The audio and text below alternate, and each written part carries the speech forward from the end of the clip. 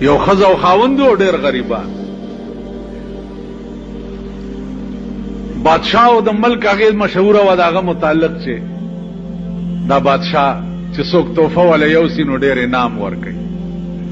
د ښځې ورتل سړی تم ولا څه یو څه ګوره که څه انعام یې درکو غریبان. ویل مونږ سره څه دي؟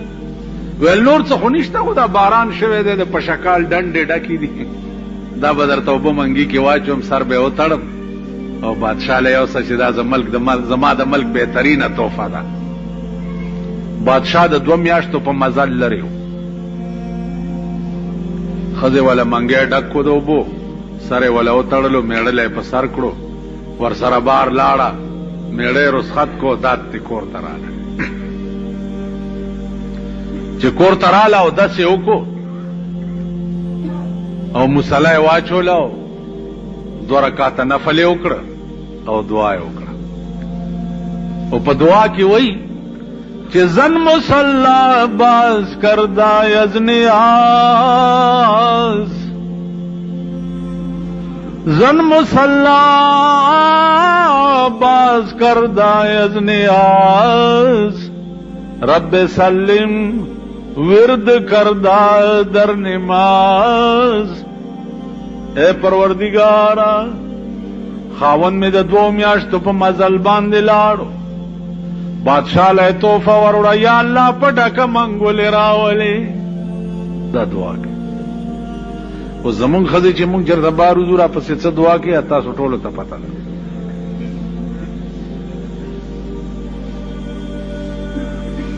سړی ورسېدو بادشاہ ته، درخواست یې وکړو جي یو سړی راغلی دی تحفه یې راوړې. بادشاہ وی رانه نه باسئ څه تحفه یې راوړې ده چې دی ورنه او ته منګی په سر دی. هلکه څه دي؟ وی جي اوبه مې راوړي دي، ماء الجنه، د جنت اوبه مې راوړي. وی د جنت اوبه؟ بادشاہ ورته وی سبحان الله، او خدای دې تعالی اجر درکړي. سړی اعلی ګلاس راوالی. اوس تاسو په ایمان وایئ چې د 2 میاشتې په منګي کې اوبه پراتې چې څنګه څښا بوی به کړي. بادشاہ ته وګوره اوس، وی دې سړي د جنت اوبه راوړي دي او زر راوړئ چې اوس اول ګلاس بادشاہ دا منګي نه ډک کو، په یو سای اوس کړي. او وزیرانو ته وی ډمټر کې ډله چې دا د پاکستانیانو غوندې ناستو هغې ته ولوس کوي. اوس چې بادشاہ اوس کی کمې اوبه وزیر به اونس کی چې دا غاښونه پې ماتوي که نه ماتوي. نو هغې مسکلې. بادشاہ وایي دې سړي ته چې و سړیه تا خو ډېره لویه مهرباني وکړه، ستا د دې مهربانۍ خو والله که ما سره څه قیمت شته، زه به د دې بدل څنګه خلاصوم چې تا د جنت اوبه د 2 میاشتو په مزل ماته راوړي دي. خو ځئ هلکه دا سړی بوځئ خزانې ته، او دغه منګی چې دا اوبه پکې راوړي دا منګی ورته د سرو زرو ډک کړئ. خو د دریای دجله په غاړه هم داسې تیر کړئ چې دته پته ولګي چې دلته اوبه دریابونه بیږي، خو دلته قیمت ستا د اوبو نه، قیمت ستا د اخلاص و. تاسو خیال راغلی؟ نو د دنیا بادشاهان چې وغواړي نسخه اوبه یې په سرو زرو بدلې کړي که نه؟ خبره کوئ. سخه اوبه وې د 2 میاشتو په منګي کې، او د دنیا بادشاہ هغه سخه اوبه په سرو زرو بدلې کې. نو که قیامت کې د خدای غوندې بادشاہ وغواړي نو د انسان ګناه به په نیکۍ نشي بدلولی. تاسو خیال راغی؟ نو عرض مې داو چې خدای د چا نه راضي شي وای به د ده ګناهونه ولټوئ. نو چا ګناهونه ملایکې را پیدا کړي نو به چې دام ورته په نیکۍ بدل کړي. نو زما عزیزانو هلته به سودا چې ده یو په یو به نه یو په لس به نه، په دې قرآن ګواه دی چې یوه دانه ورکړي. نو د دې مثال د څه شي دی؟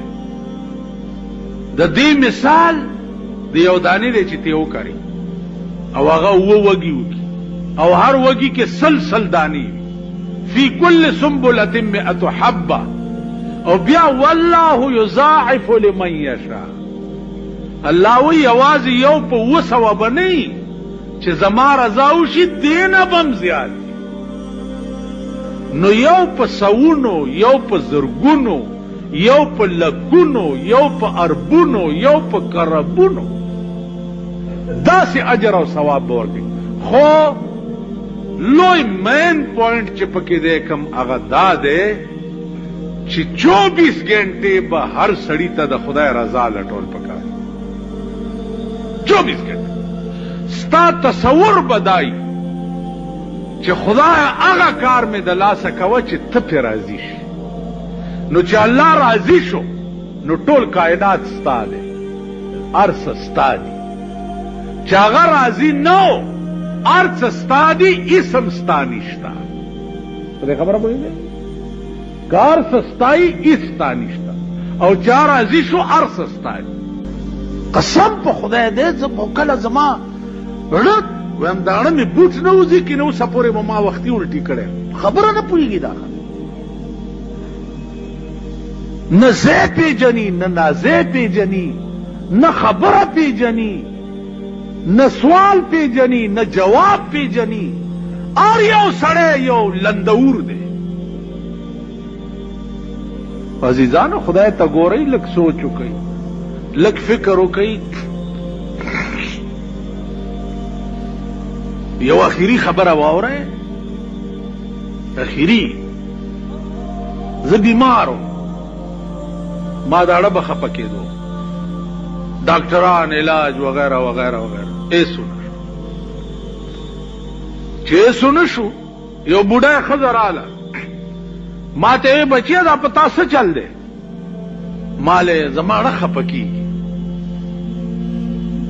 او د ډاکټرانو علاج باندې یې سم نه کېږي نو هغې وی غوچیه غوږ کېده چې زه د علاج وکړم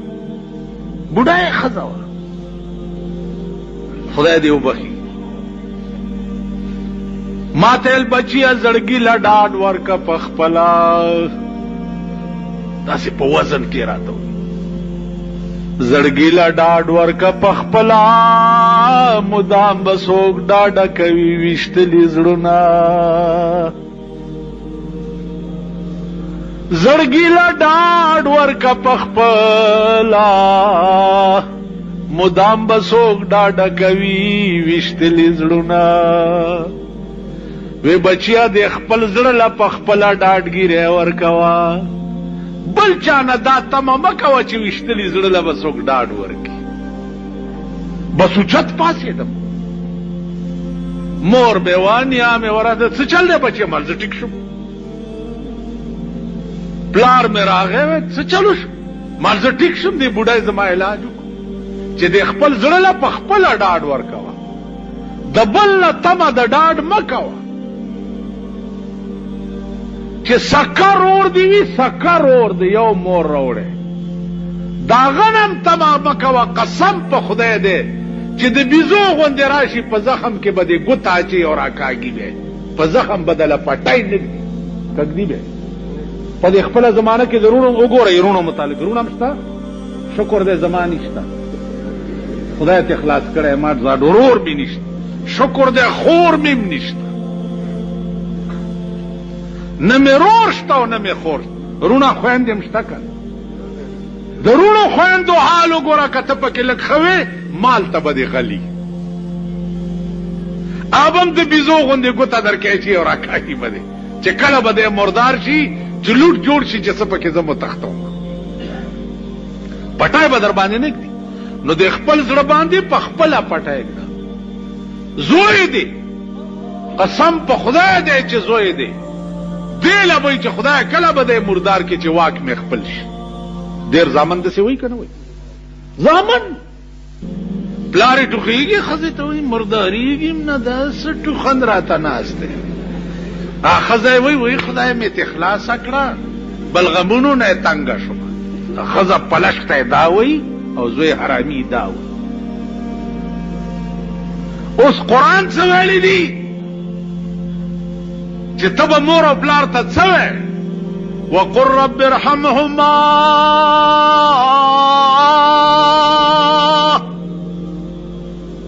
وقل رب ارحمهما كما ربياني صغيرا اے اللہ زما په مور او پلار داسې رحم وکي لکه زه چې ورکوټه مو پر رحم لویا ولما قرآن خدا ویلي او مونږ څه نو د دې وجنه عزیزانو د خپل ګریوان کې په خپل سوچ بل سوچ والا څوک پاتې نه دی او نستا پویولو والا څوک پاتې هر سړی لوټې نه خپاره نو الله دې توفیق راکړي چې مونږ کې خپل ماده د سوچ پیدا شي سوچ سړی کې د سړی توبه او د شرافت په دې تبلیغي جماعت کې راځي تبلیغیانو ډاله دا داسې ده چې د سوچ ماده پکې پیدا شي خبر اورېدو اهلیت پکې پیدا شي تاسو وګورئ اوس تاسو د ځان ته وګورئ چې ما ته ناستې زما خبرې اورئ او تبلیغي ډلې مرکز ته ورشئ چې بیان کیږي د هغې ناستې ته وګوره چې ورته ناست چې ورته ناستې نو ټول اندامونه هغه ته متوجه کړي چې د پیغمبر کلام بیانېږي او د خدای کلام بیان نو وس د خدای درکې چې دې ډلې سره کار وکړي دې ډلې سره مرګرتیا وکړي په دې ډله کې ورننه وځئ دا نورې ټولې ډلې ګوره ګپ دی فضول دی بکواس دی د بنده اسره ده پکې دا واحده ډله ده چې د خدای اسره ده پکې زه خپل عملی طور صحت مې داسې دی چې عملی خدمت پکې نشم کولی لیکن ایمان مې دا دی چې د سړي سان او شوکت د مسلمان کېدل واحد په دغه ډله کې